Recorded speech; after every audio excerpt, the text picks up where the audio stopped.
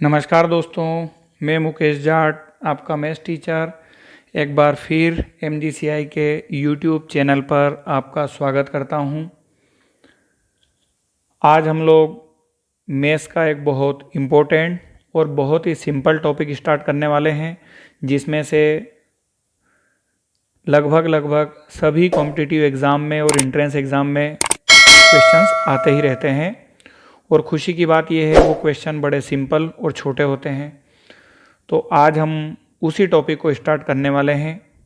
हमारा जो पूरा वीडियो रहेगा उसमें हम इस चीज़ का ध्यान रखेंगे कि हिंदी मीडियम और इंग्लिश मीडियम दोनों ही मीडियम के स्टूडेंट्स को कोई प्रॉब्लम नहीं आए।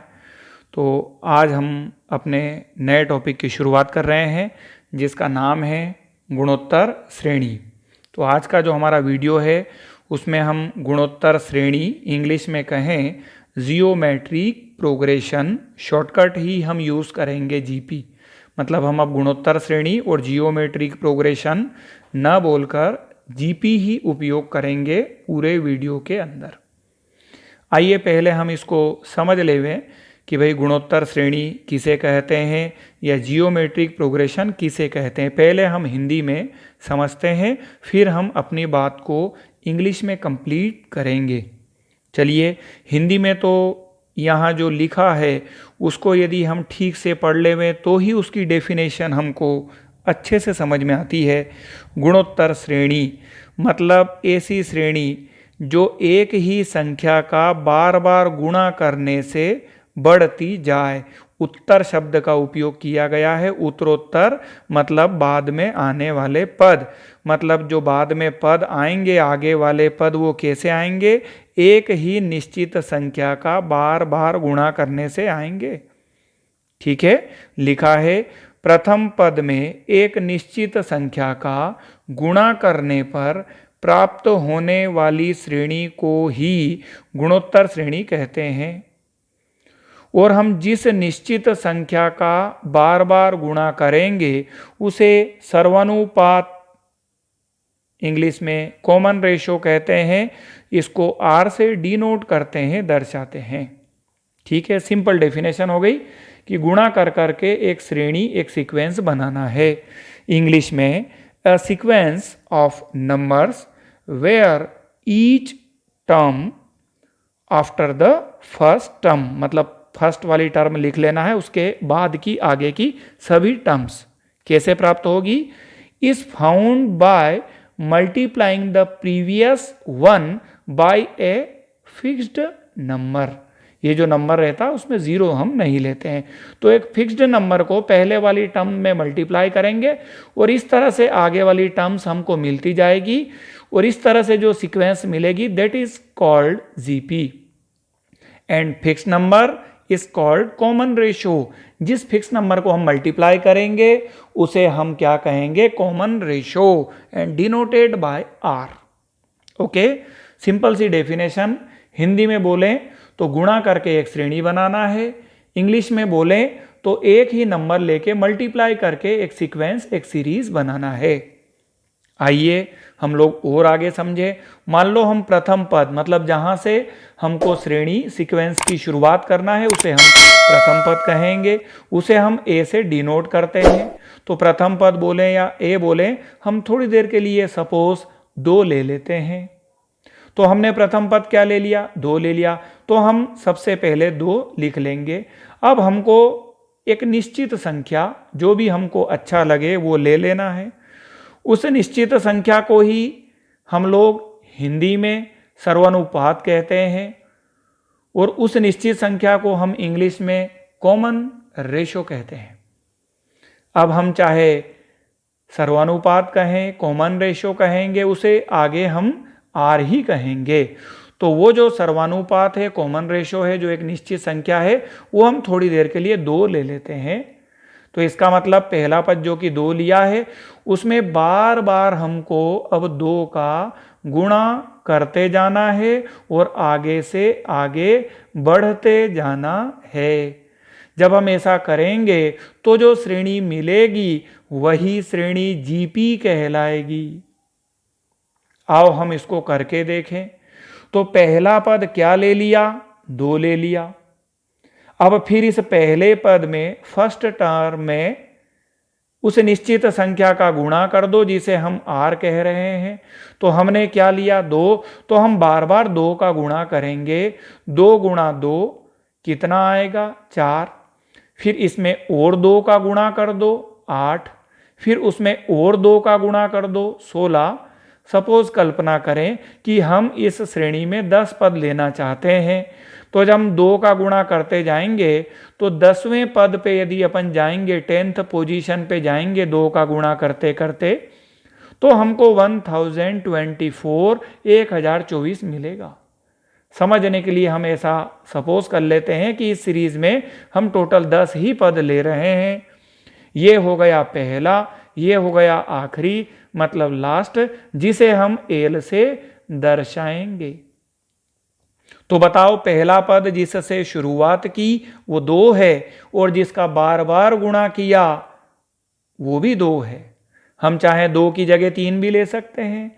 यदि हम यहाँ पहला पद 2 लेके और बार बार 3 का गुणा करते, 2 गुणा 3 6, 6 गुणा 3 18, 2 6 18 ऐसे मिल जाता। तो कैसे हम लोग गुणोत्तर श्रेणी बनाएंगे, जीपी बनाएंगे, सबको समझ आया? बोले सर बड़ा सिंपल है, ये तो पहला पद लेना है और बार बार एक फिक्स नंबर का गुणा कर देना है, गुणोत्तर श्रेणी जीपी बन जाएगी। पहला पद तो पहला पद कहलाएगा और जिस निश्चित संख्या फिक्स नंबर का गुणा करेंगे वो आर कहलाएगा। ऐसे हम एक श्रेणी बना सकते हैं। ठीक है, अब हम लोग फार्मूलास बनाना चाहते हैं, सूत्र बनाना चाहते हैं। तो हम सब लोग जानते हैं कि सूत्र बनाने के लिए 1 2 3 4 मतलब कांस्टेंट फिक्स नंबर कभी यूज नहीं करते। हम लोग वेरिएबल नंबर ABCD जैसे यूज करते, क्योंकि समयानुसार हम इनके मान अलग अलग सवालों में अलग अलग रख सकते हैं। तो अब हम प्रथम पद को 2 न लेके परमानेंटली हम प्रथम पद को A मान लेते हैं। हमें तो घबराना नहीं। आपने यदि 2 कहा तो हमने सबसे पहले 2 लिख देना है। आपने यदि A कहा तो हम 2 न लिखते हुए 2 की जगह A लिख देंगे। ठीक है, फिर आपने एक निश्चित संख्या के रूप में 2 लिया तो आपने बार बार 2 का गुणा किया। अब आप एक निश्चित संख्या के रूप में जिसे आपने सर्वानुपात कह दिया है, इंग्लिश में कॉमन रेशो कह दिया है, उसे हम R ले लेते हैं। तो अब हम 2 का गुणा न करते हुए R का गुणा करते जाएंगे, हमको आगे से आगे वाले पद मिलते जाएंगे। कहने का मतलब है गुणोत्तर श्रेणी जीपी मिलती चली जाएगी।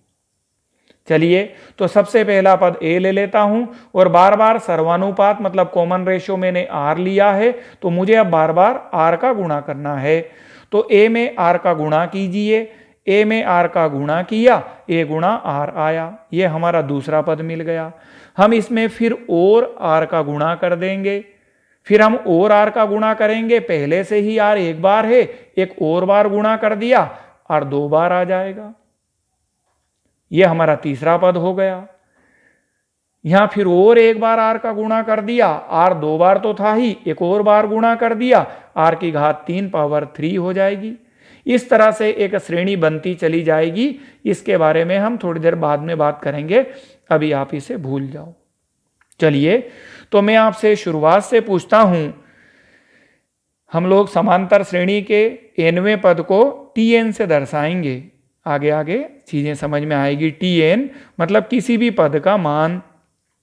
तो पहले पद को हम Tn न लेकर T1 ले लेंगे, ऐसे दूसरे को T2, तीसरे को T3 और फिर T4, इस तरह से आगे वाले पदों को बोलते चले जाएंगे। तो यहाँ मैं आपसे पूछना चाहता हूँ, क्या ये पहला पद है? हाँ, ये पहला पद है।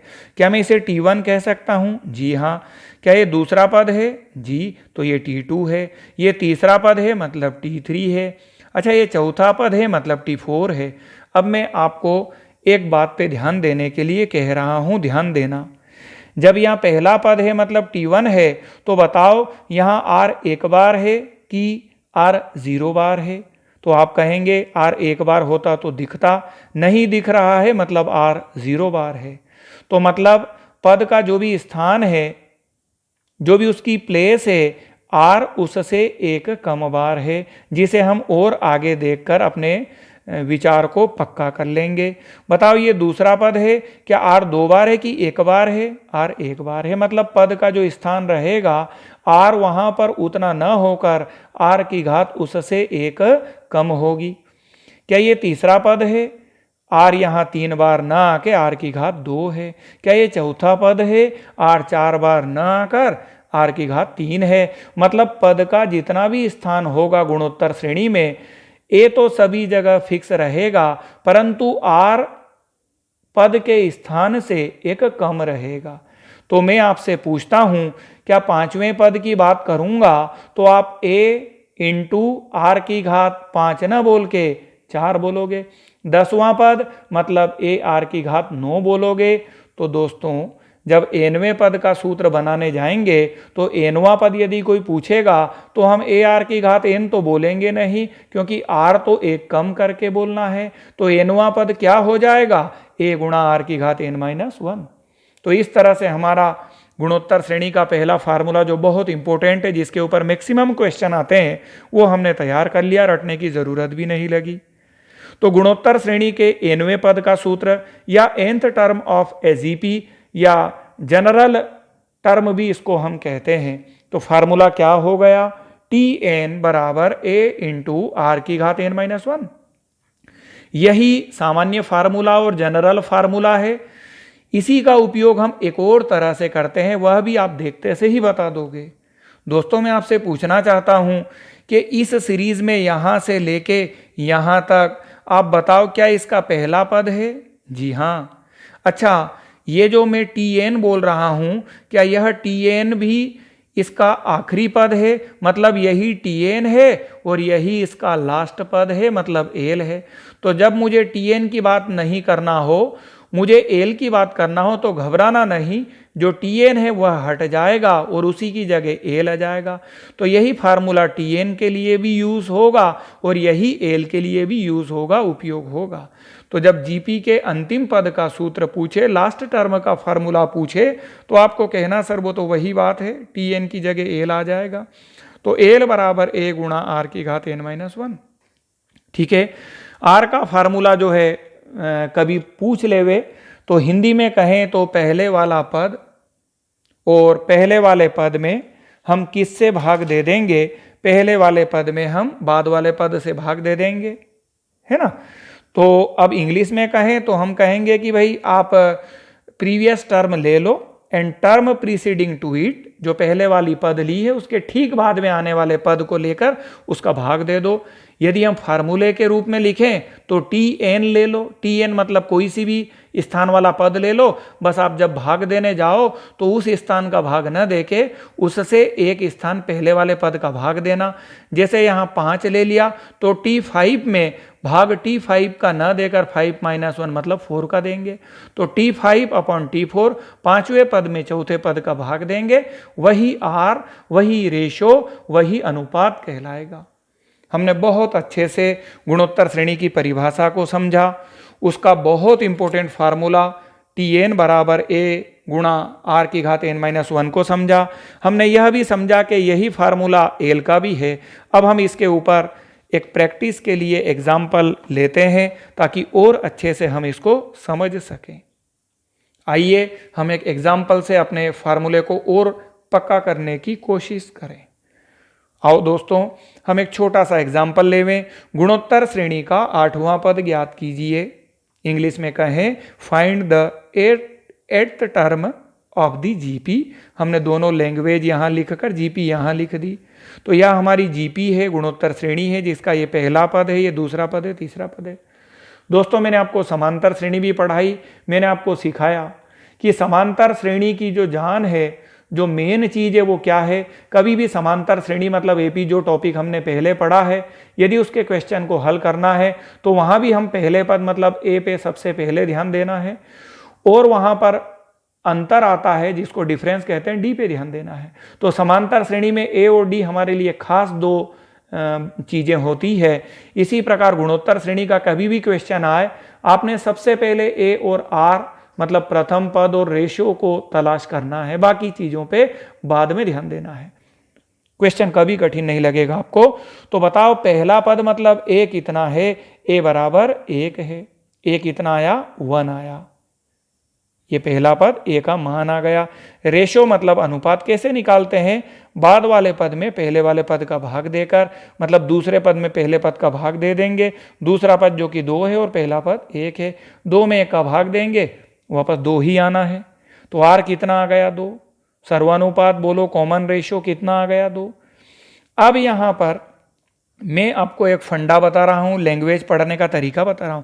कभी भी यहां लैंग्वेज में 8 हुआ तो कभी भी वहाँ या वे 8वें पद का मान ज्ञात कीजिए। हिंदी में लैंग्वेज में वहाँ या वे इन शब्दों का उपयोग होवे, या इंग्लिश में TH का उपयोग होवे, जैसे find the 8th term, 9th term, 5th term, TH का यूज होवे, आपने समझ जाना है। वहाँ हमको एन गिवन है, एन दिया है, और एन दिया है और पूछा क्या है कि TN पूछा है। तो ये लैंग्वेज पढ़ना भी मैंने आपको सिखा दिया। इंग्लिश में TH, हिंदी में वहाँ या वे आवे, जो दिया है दैट इज 8 वो क्या है एन है, और हमको जो पता करना वो TN है। तो एन कितना दिया 8 और पूछा क्या है TN। हम लोग जानते हैं कि फार्मूला जब भी हम लगाएंगे सबसे पहले ध्यान हमारा TN पे जाना चाहिए। हमारी स्टोरी में TN आ चुका है। गणित में कभी ये मत सोचना कि TN दिया है तो अलग सूत्र और TN पूछा है तो अलग सूत्र। चाहे TN दिया हो चाहे TN पूछा हो, दोनों केस में फार्मूला सेम ही लगता है, दोनों केस में फार्मूला TN का ही लगता है। क्या आपको TN का फार्मूला अच्छे से याद है? जी हाँ, अभी हाल हमने पढ़ा है। TN बराबर A इंटू R की घात n-1, TN equal to A into R to the power n-1। कुछ नहीं करना, फटाफट A का, R का और n का मान रख देना। A बोलो तो 1 है, R कितना 2 है, n कितना है 8 है -1। और ये TN हम क्यों लिखते हैं? क्योंकि हमको पता नहीं होता है किस स्थान का मान पूछा है, बट अब तो पता चल गया 8th वाली पोजीशन मतलब 8वें स्थान का मान पूछा है, तो TN को TN न लिखते हुए T8 लिख देंगे। तो ये इसका कोई खास मतलब नहीं। आओ अब इसको हल करें। तो यहाँ 2 आ गया, 1 आ गया, 8 में से 1 कम कर लो, दैट इज 7। 1 का गुणा करने का कोई मतलब नहीं, 2 की घात 7। मैं आपसे निवेदन करता हूँ, गुणोत्तर श्रेणी मतलब GP को समझना है। तो 2 की घात 1 से 10 तक, 3 की घात 1 से 10 तक, 4 की घात 1 से 5 तक, 5 की घात 1 से 5 तक, 6 की घात और 7 की घात भी जितनी आप याद कर सको, 3 4 तक तो आप याद कर लोगे। बहुत स्पीड से आप जवाब दे पाओगे। यदि आपको याद होगा तो फिर आप फटाक से बोलोगे कि 2 की घात 7 मतलब 2 का गुणा 7 बार करेंगे, 2 को 7 टाइम मल्टीप्लाई करेंगे, 128 128 आ जाएगा। अब मैं आपको ये समझ लो कि यहाँ पे किसका यूज़ किस तरह से करते हैं बता दिया, फिर भी आपको और अच्छे से बताना चाहता हूँ, है ना। तो यहाँ पर जो A है, ये किसके लिए उपयोग करते हैं? प्रथम पद के लिए, इंग्लिश में फर्स्ट टर्म के लिए। जो R है, इंग्लिश में सर्वानुपात, हिंदी में सर्वानुपात और इंग्लिश में कॉमन रेशो। TN पद का मान, किसी भी पद का मान, value of term, any term. N के 2 मतलब है, पदों की संख्या भी है और पद का स्थान भी है। इंग्लिश में कहो नंबर ऑफ टर्म्स भी है, एंड टर्म्स की जो प्लेस है, जो टर्म की प्लेस होती है वह भी N से ही डिनोट की जाती है। L जो कि इस फार्मूले में यूज नहीं हुआ, लेकिन हमने पहले इस फार्मूले को देखा, L मतलब अंतिम पद, दैट इज लास्ट टर्म।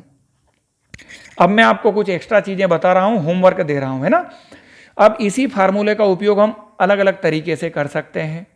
यदि मैं आपको यहाँ TN दे दूं, अभी आपने TN पता किया कितना आया दोस्तों 128, मैं इसी क्वेश्चन को पलट दूं और आपको TN दे दूं, तो आप TN की जगह 128 रख देना, A और R वही रखना, N पता करना, हल करना। N का मान कितना आएगा? N का मान 8 आना चाहिए। ये आपका होमवर्क है जो मैं आपको दे रहा हूं। तो TN दे देवे और N पूछे, इसी फार्मूले को उपयोग करना, डरना नहीं, है ना।